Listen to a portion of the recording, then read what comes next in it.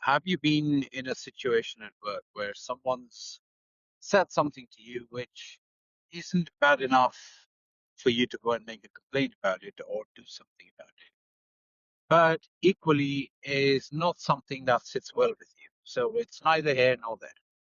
What do you do in that situation? Do you let it go? Do you just look past it? Or do you do something about it? Let me give you an example. I was having a conversation with a colleague recently who had been in a fairly tricky clinical situation.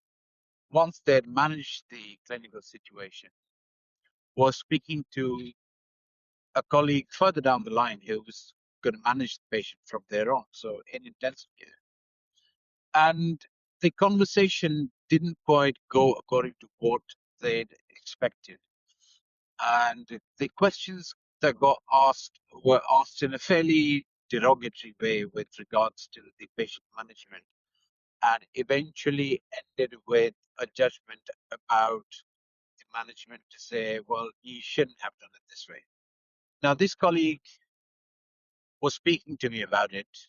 I could see that they were troubled by it. They were troubled enough to talk to me about it.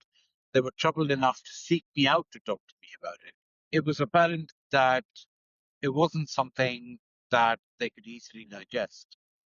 So I suggested that they should go and have this conversation with that said colleague, because there's a few benefits to having that conversation. And when I mentioned this fact, this colleague said to me that it felt quite awkward having that conversation. And this is what led me on to think that, are there any advantages of ever having this conversation, or should you just let it go and not think about it anymore? Well, if you have the ability to not think about it and it doesn't affect you, then that's fine.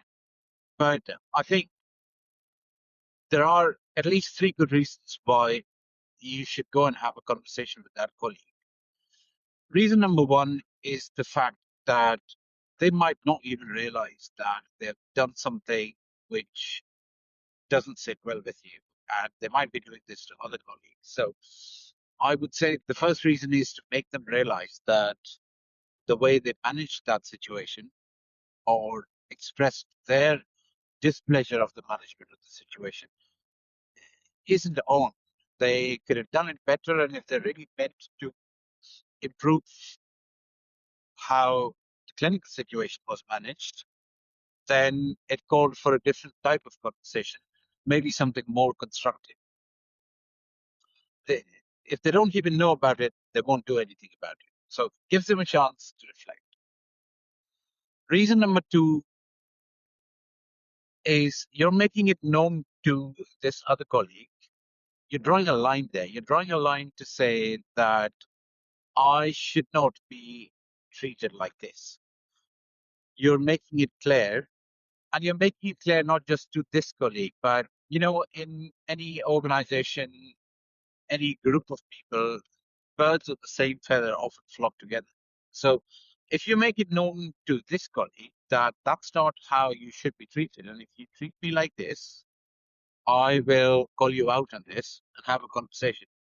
That word is probably going to spread, and the message will go beyond just that said individual.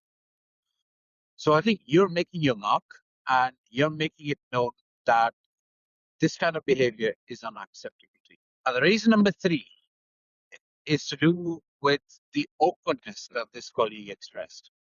When they told me that they found it awkward to have the conversation, my response was to say that that's precisely why you should have that conversation, because awkwardness, dealing with awkward conversations, is a skill which can be learned. And the more you put yourself in these awkward situations, well, you've had a chance to put yourself into the awkward situation and deal with it.